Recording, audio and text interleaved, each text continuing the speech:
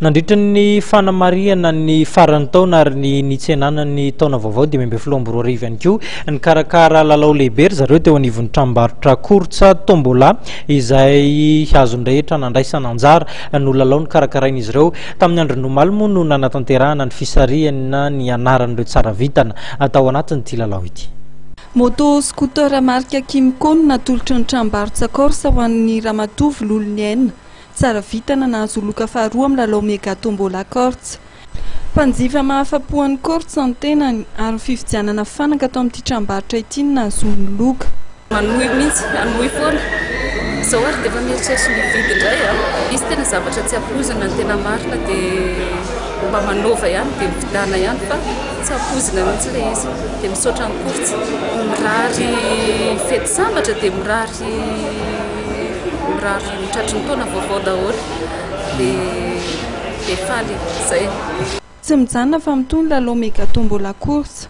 Ndrehetra ny vidy entana ao amin'ny tranombarotra dia afaka mandray anjara amin'ny lalao avokoa.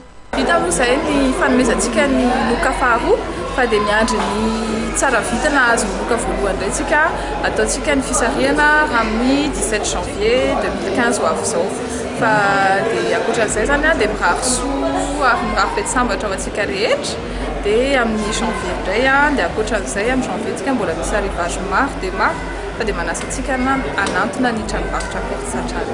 Fanentanana ho an'ireo mpividy dia manasa antsika anantona ny tranombarotra Kortsa foana satria maro dia maro ny promotion izay ataon'ny Kortsa hatramin'ny janvier ho avy izao dia aza misalasala manantona aza misalasala manontany satria maro dia maro androany koa moa nisy an'ilay vente flash dia mbola maro ny afaka andrasantsika zany amin'ny janvier amin'ny taona vaovao.